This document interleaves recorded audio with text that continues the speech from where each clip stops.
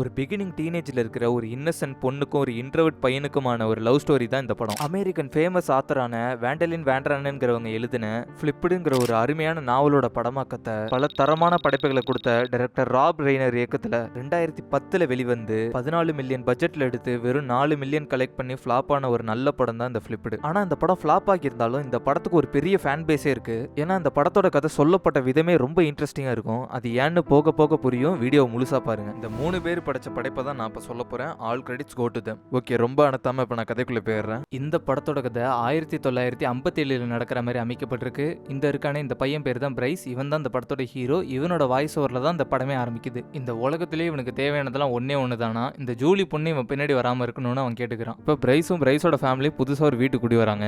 இந்த ஆப்போசிட்ல உட்காந்துருக்கால இந்த பொண்ணு தான் ஜூலி. பிரைஸும் அவனோட அப்பாவும் திங்ஸ் எல்லாம் எடுக்கிறதுக்கு டக்குக்கு போறாங்க. அப்ப ஜூலி வாலண்டியரா ஹெல்ப் பண்றதுக்கு வரா. அப்பதான் ஃபர்ஸ்ட் டைம் ஜூலியை பாக்குறான். அவளை பார்த்தோன்னே அவனுக்கு பிடிக்கல. அவர் அப்பா உன்னை யாரு மணி எங்க வீட்டு பொருள்லாம் கேட்கிற, உங்க அம்மாலாம் உன்னை தேட மாட்டாங்களான்னு கேட்கிறாரு. அதுக்கு ஜூலி உடனே எங்க அம்மாக்கு நான் எங்க இருக்குன்னு தெரியும்னு திரும்பி அந்த பொருள்லாம் கை வைக்கிறா. அவர் உடனே இதெல்லாம் தொடாத, அதெல்லாம் ரொம்ப காஸ்ட்லியான ஐட்டம் அப்படின்னு சொல்லிட்டு பிரைஸ் அவன் வீட்டுக்கு போக சொல்றாரு. பிரைஸ் உடனே அவன் வீட்டுக்கு வர்றான். இவளும் பின்னாடியே போய் அவன் கையை பிடிக்கிறா. பிரைஸ்க்கு அவ கையை பிடிச்சோன்னே வியர்டா ஃபீல் ஆகி என்ன பண்றதுன்னே தெரியாம அவங்க அம்மாவை பார்த்தோன்னா அவ கையை உதறி விட்டு அவங்க அம்மா அப்படி போய் ஒளிஞ்சிக்கிறான். ஸ்கூல் டைம்லலாம் பிரைஸ் நீ இங்கே தான் இருக்கியான்னு ஓடி வந்து இவனை கட்டிலாம் பிடிப்பா. இவனுக்கு அதெல்லாம் சுத்தமா பிடிக்காது. சுத்தி பசங்க எல்லாம் சிரிப்பாங்க.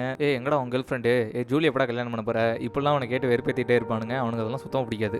அப்புறம் அவங்கலாம் சிக்ஸ்த் கிரேட் போயிடுறாங்க, வளர்ந்துடுறாங்க. இதுக்கு ஒரு ஆக்ஷன் எடுக்கிறான். ஜூலிக்கு பிடிக்காத பொண்ணு சரி, அவளை உஷார் பண்ணி அவ கூட பழக ஆரம்பிக்கிறான். அது ஜூலிக்கு சுத்தமா பிடிக்கல. அதனால ஜூலிக்கு இவன் மேல இன்ட்ரெஸ்ட் போயிடும்னு அவன் நம்புறான். ஜூலியை கிராஸ் பண்ணும் போதெல்லாம் சரி கூட கை கோத்து நடக்கிறது, இப்பெல்லாம் சீன் போடுவான்.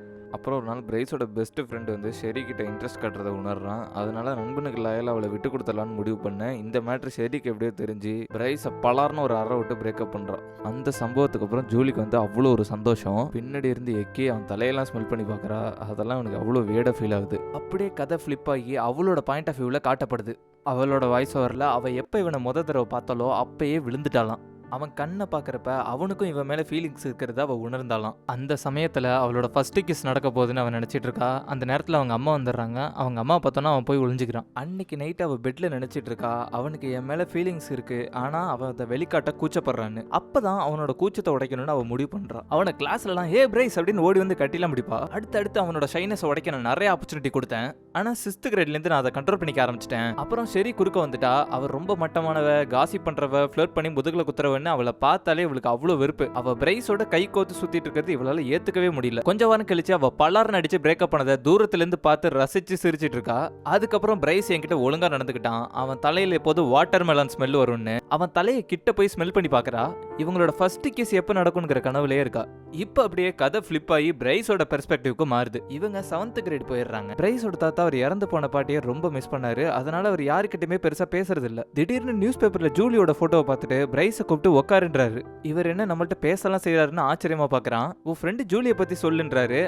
அவன் என் ஃப்ரெண்ட் எல்லாம் கிடையாது, ஏன் அவளை பத்தி உங்களுக்கு என்ன தெரியணும்னு கேக்குறான். அவர் நியூஸ் பேப்பரை கொடுத்து அவன்கிட்ட காட்டுறாரு. அந்த நியூஸ் பேப்பர்ல 13 வயசு பொண்ணு மரம் வெட்ட வந்தவங்களுக்கு எதிராக ப்ரொடெஸ்ட் பண்ணிருக்கான்னு போட்டிருக்கோம். இப்ப அந்த மரத்தை பத்தி அப்படியே ஒரு பிளாஷ்பேக் போகுது. அவளுக்கு ஏதோ அந்த மரம் காட் கிஃப்ட்னு நினைப்பு. அவளும் அண்ணனுங்களும் அந்த மரத்துல ஏறி விளையாடுவானுங்க. இவனையும் அவன் விளையாட கூப்பிடுவா.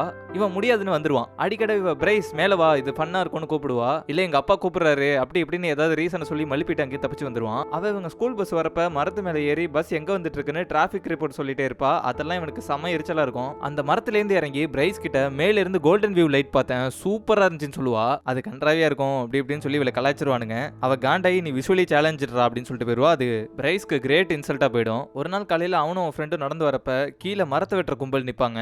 அவ அந்த சிக்கமூர் மரத்துல ஏறி இறங்க மாட்டேன்னு ஒத்த கால்ல நிக்கிறா. அந்த ட்ரீ கட்டர்ஸ் எல்லாம் என்னமா என்ன இறங்குறியா இல்ல ஒன்னையும் சேர்த்து கட் பண்ணிட்டுமான்னு கேக்குறாங்க. அவ மேல இருந்து பிரைஸை பார்த்துட்டு பிரைஸ் இங்க பாரு நீ என் கூட வந்து நெல்லுன்னு சொல்றா. அவன் ஸ்கூலுக்கு டைம் ஆச்சு போடின்னு பஸ்ல ஏறி கிளம்பிட்டான். இப்ப அப்படியே பிரசன்ட்ல அவர் தாத்தா ஏன் அவன் ஃப்ரெண்ட் இல்லைன்னு கேக்குறாரு. ஏன் உங்களுக்கு அவளை பத்தி தெரியணும்னு கேட்க அவர் ரொம்ப ஸ்ட்ராங்கான பொண்ணு அப்படி இப்படின்னு அவளை பத்தி பேசும்போதெல்லாம் செம்ம எக்ஸைட் ஆகுறாரு. திருப்பி இவன் பதிலுக்கு அவளை பத்தி அப்படியே நெகட்டிவ் ரிப்ளை கொடுத்துட்டு இருக்கான். உனக்கு என்ன அவளை பத்தி புரியலடா பையா அப்படின்னு சொல்லி அங்கே அனுப்பிவிட்டாரு. அதுக்கப்புறம் அந்த மரமும் வெட்டப்பட்டுருது. அவளை பாக்குறப்பெல்லாம் சோகமாவே தெரியுறா. அவ இப்படி அவன்கிட்ட பேசாம இருக்கிறதெல்லாம் அவனுக்கு கொஞ்சம் நிம்மதியா இருக்கு. இருந்தாலும் அவன் நிலைமையை நினைச்சு இவன் கொஞ்சம் வருந்துறான். அவள்கிட்ட போய் சாரி கேட்கலான்னு போறான். அங்க அப்படி போய் சாரி கேட்டு இவளை அவன் மிஸ் பண்ணிருக்கான்னு நினைச்சிருவாளோன்னு இவன் நினைச்சு அவளை சாரி கேட்காமலே விட்டுறான். இப்போ அப்படியே கதை ஜூலியோட பெர்ஸ்பெக்டிவ்க்கு மாறுது. ஜூலியோட அப்பா பேக்கர் பெயிண்டிங் பண்ணிட்டு இருக்காரு. அதை ஜூலி ஜாலியா வேடிக்கை பார்த்துட்டு இருக்கா. அப்ப பேக்கர் கேட்கிறாரு உனக்கும் பிரைஸ்க்கும் என்ன, எப்ப பார்த்தாலும் அவனை பத்தியே பேசிட்டு இருக்கியே, ஒன்னும் இல்லையே ஏன் கேக்குறீங்கன்னு அப்படியே வெக்கலாம் படுறா. அவன் கண் எனக்கு பிடிக்கும், ஸ்மைல் எனக்கு பிடிக்கும், இப்படி இப்படிலாம் சொல்ல அவங்க அப்பா அப்பதான் அவளுக்கு ஒரு அட்வைஸை போடுறாரு. எப்போதுமே எல்லாத்தையும் மொத்தமா பார்க்கணும், அதுலதான் அதோட அழகே இருக்கு. மரம், மாடு, சூரியன், புல்கள் இது எல்லாத்தையும் சேர்த்து வச்சு பார்க்கும்போது தான் அந்த உண்மையான மேஜிக்கே தெரியும். ஒரு பெயிண்டிங் மாதிரி ஒரு முழு பொருளும் அதோட பகுதியை விட சிறந்ததுன்றாரு. அவர் சொன்ன எதுவுமே ஜோலிக்கு புரியல, நமக்கும் புரியல. அப்புறம் அந்த சிக்கமோர் ட்ரீல ஏறி மேலிருந்து இந்த அழகான பூமியை பாக்குறா. அப்பதான் அவர் சொன்னதெல்லாம் அவளுக்கு புரியுது. அந்த சமயத்துல பிரைஸ் போறத பாக்குறா. ஏ பிரைஸ், மேலவா, இது எவ்வளவு அழகா இருக்குன்னு வந்து பாரு அப்படின்னு கூப்பிடுறா. ஏதோ ஒரு காரணம் சொல்லிட்டு அங்கிருந்து எஸ்கேப் ஆயிடுறான். அப்பையில இருந்து அந்த இடத்த ஜூலி அவளோட ஸ்பாட்டாவே மாத்திக்கிறா. அன்னையில இருந்து அடிக்கடி அந்த மரத்துல ஏறி உட்காந்து ஒவ்வொரு நாளும் அந்த ரொம்ப அழகான வியூஸை ரசிப்பா. இப்படிதான் ஒரு மார்னிங் அங்க உட்காந்து சன்ரைஸ் பார்த்துட்டு இருப்பா. டக்குனு கீழே பார்த்து, எஸ்கியூஸ் மீ, இங்க கார்லாம் பார்க் பண்ணாதீங்க, இது பஸ் ஸ்டாப்னு சொல்ல, டக்குனு ஏ யார் மணி, முதல்ல கீழே இருங்க, நாங்க மரத்தை வெட்ட போறோன்றாங்க. யார் சொன்னா மரத்தை வெட்ட சொல்லின்னு பதிலுக்கு கேக்குறா. இந்த இடத்தோட ஓனர் தான், மரத்தை வெட்டிட்டு இங்க வீடு கட்ட போறாங்களாம், நீ முதல்ல இறங்குன்றாங்க. இதை கேட்டோன்னா அவ இறங்க மாட்டேன்னு பயங்கரமா பிரச்சனை பண்றா. அவங்க பதிலுக்கு, இப்படிலாம் பண்ணா போலீஸை கூப்பிடுவோம், நீ யாருங்கிறியா இல்ல ஒன்னையும் சேர்த்து கட் பண்ணுவான்னு கேட்க, அவ முடிஞ்சா விட்டுறா, இறங்க முடியாதா, என்னடா பண்ணுவ அப்படின்றா. டக்குனு கீழே பிரைஸை பார்த்துட்டு, ஹே பிரைஸ் இங்க வா, நீ என் கூட வந்து நெல்லுன்னு கூப்பிடுறா. இந்த மரத்தை வெட்டக்கூடாதுன்னு ஃப்ரெண்ட்ஸ் எல்லாம் கெஞ்சி கூப்பிட்டு அழுகிறா. அவன் கிளம்பி போயிட்டான். பிரைஸ் ப்ளீஸ் ப்ளீஸ் நெல்லு நெல்லுன்னு அழுகிறா. அப்புறம் பெரிய பிரச்சனையாகி ஃபயர் இன்ஜின், போலீஸ்னு வந்து அவங்க அப்பா வராரு. அவங்க அப்பாட்டையும் வெட்ட வேணாம்னு சொல்லுங்கப்பா அப்படின்னு கெஞ்சிரா. அவர் ஒரு வழியா சமாளிச்சு கூப்பிட்டு வந்துடுறாரு. அப்புறம் ஒரு 2 வாரமா அதே நினைச்சு அழுகிறா. மரத்தை வெட்டின சோகத்திலேயே சுத்திட்டு இருக்கா.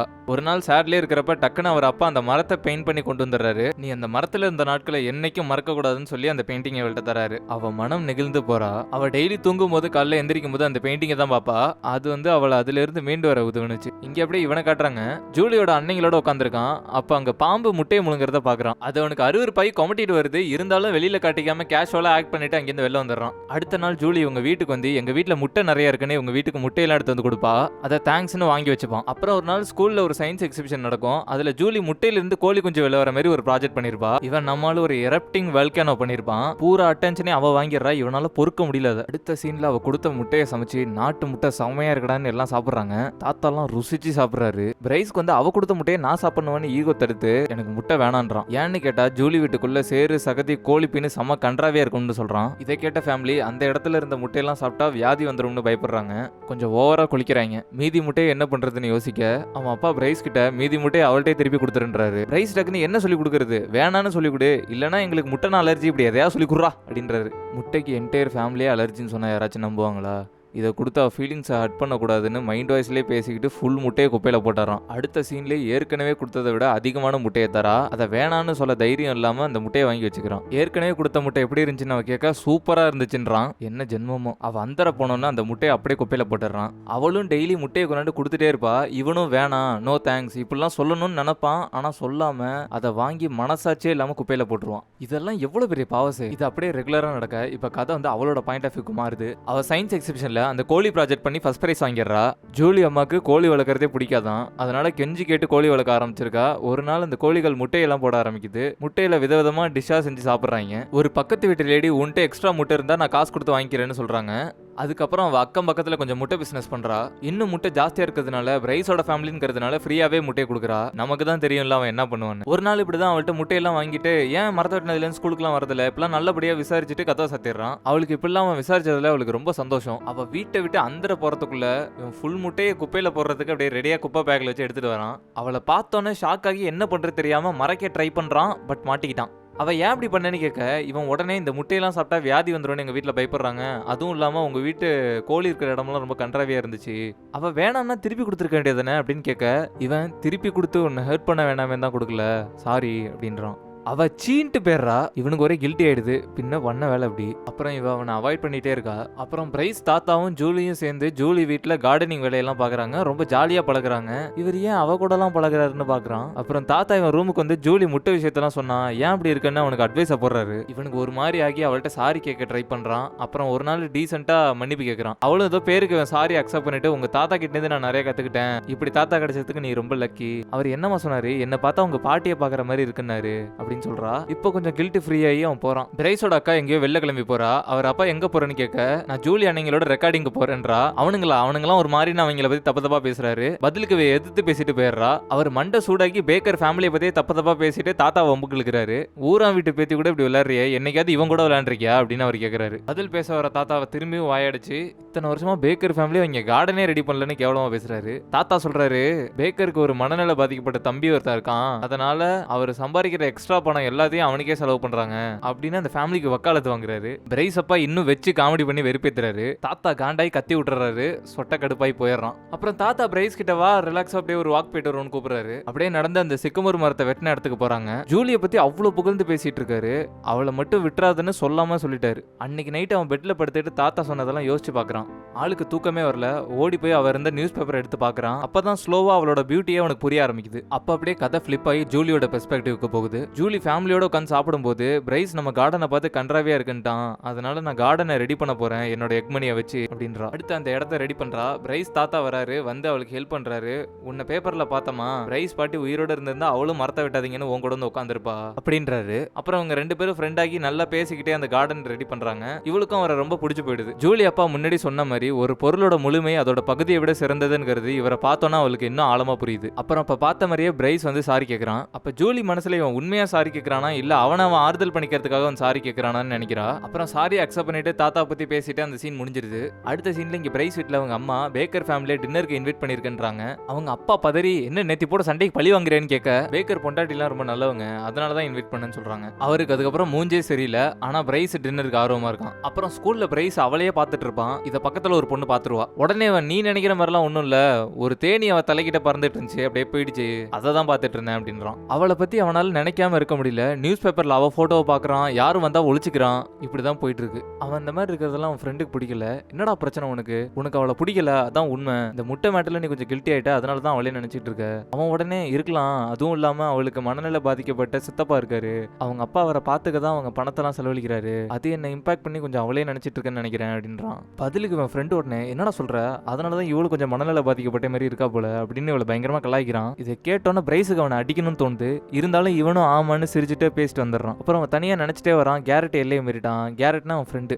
கேரட் எல்லையை மீறிட்டான். யார் என்ன வேணாலும் சொல்லட்டும், எனக்கு ஜூலியை பிடிச்சிருக்கு அப்படின்னு நினைச்சிட்டு வீட்டுக்கு போறான். இப்ப கதை அவள்கிட்ட போகுது. பேக்கர் அவர் தம்பியை பார்க்க போறாரு. ஜூலி நானும் வரேன்றா. அவளோட சித்தப்பா பார்த்ததே கிடையாதுன்னு கூட்டிட்டு போங்கன்னு கெஞ்சி கேக்குறா. சரி அவரும் கூட்டிட்டு போறாரு. அங்க போய் அவரை பாக்குறாங்க. அவருக்கு அன்னைக்கு பர்த்டே. அவர் இவங்களை பார்த்தோன்னே துள்ளி குதிச்சு சந்தோஷமாக்குறாரு. அவருக்கு ஐஸ்கிரீம்னா ரொம்ப பிடிக்குமா, அதனால ஐஸ்கிரீம் சாப்பிட போறாங்க. கடைக்கு போய் ஐஸ்கிரீம் வாங்கி சாப்பிடுறாங்க. அவரோட ஐஸ்கிரீம் கீழே விழுந்துருது. ஐஸ்கிரீம் போச்சுன்னு அவர் கீழே விழுந்து ஐஸ்கிரீம் எடுக்க போறாரு. ரொம்ப கோவமாக்கிறாரு. அவரை கண்ட்ரோலே பண்ண முடியல. கத்த ஆரம்பிக்கிறாரு. பேக்கர் ஜூலியை புது ஐஸ்கிரீம் வாங்க சொல்லி அதை கையில கொடுத்தோன்னதான் அமைதியாகிறாரு. அப்பதான் ஜூலி அவரோட வாழ்க்கை எவ்வளவு டிஃபிகல்ட்டானதுன்னு யோசிக்கிறா. அதுக்கப்புறம் அவர் எதுவும் நடக்காத மாதிரி ஜாலியா நடந்து வந்துட்டு இருக்காரு. அதெல்லாம் ஜூலிக்கு ஒரு புது அனுபவமா இருந்துச்சு. அப்படியே வீட்டுக்கு வந்தா அவங்க அம்மா மோப்பெல்லாம் போட்டு ஏதோ ஒரு எக்ஸைட்மெண்ட்ல இருக்காங்க.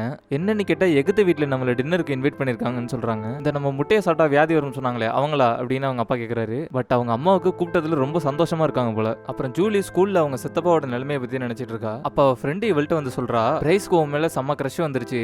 சயின்ஸ் லேப்ல உன்னே பார்த்துட்டு இருந்தான், அதை நான் பார்த்துட்டேன். அதுக்கு அவ தலையில தேனி சுத்திட்டு இருந்துச்சு, அதை தான் பார்த்துட்டு இருந்தேன்னு என்கிட்டயே பச்சையா போய் சொல்றான். அவன் உன்னை ரொம்ப லவ் பண்றான். இப்ப கூட கேரட் கிட்ட உன்னை பத்தி தான் பேசிட்டு இருக்கான்னு இவளை கூட்டு போறா. அங்க கரெக்டா ஜூலியோட சித்தப்பாவையும் இவளையும் கலாய்ச்ச சீன் ஓடிட்டு இருக்கு. அதை கேட்டோன்னே ஜூலி மனசுடைஞ்சு போறா. அவன் ஃப்ரெண்டு இவளையும் அவங்க சித்தப்பாவையும் வச்சு கலாய்க்க இவனும் சேர்ந்து சிரிச்சிட்டு இருக்கான். அதை பார்த்தோன்னா அவ வெறுத்து போறா. ஜூலி ஃப்ரெண்டு உடனே சாரிடி அவன் உன்னை லவ் பண்றான்னு தப்பா புரிஞ்சுட்டு வந்துட்டோன்னு சொல்லிட்டேன்றா. இவளும் பரவாயில்ல விடுன்னு சொல்லிட்டு அப்படியே வெறுத்து போறா. இப்ப பிரைஸ் டின்னருக்கு ரெடி ஆயிட்டு இருக்கான். அவன் முன்னாடி நல்லா தெரியணும்னு ட்ரெஸ்ஸை மாத்தி மாத்தி போட்டுட்டு இருக்கான். எல்லாம் வீட்டுக்கு வராங்க. அப்ப ஜூலிட்ட போய் நைஸ் டு மீட் யூன்னு போய் பேசுறான். அவன் நீயும் கேரட்டும் எங்க அங்கிளை பத்தி ஃபன் பண்ணிட்டு இருந்ததை பார்த்தேன். அதுவும் இல்லாம ஒன்ட்ட இனிமே பேசவே மாட்டேன்னு சொல்லிட்டு போயிடா. அப்புறம் ஜூலி பேக்கர் இவங்க தாத்தாலாம் பெர்பெக்சுவல் மோஷன் ஏதோ பயங்கரமா பேசிட்டு இருக்காங்க. இவளுக்கு இதெல்லாம் எப்படி தெரியுதுன்னு பிரைஸ் பார்த்துட்டு இருக்கான். திரும்பவும் அவள்கிட்ட வந்து சாரி கேட்கறான். அவன் அப்படி பேசினதுக்கு நான் அவனை அடிக்கணும்னு இருந்தேன் இப்படிலாம் வந்து அவள்கிட்ட சொல்ல.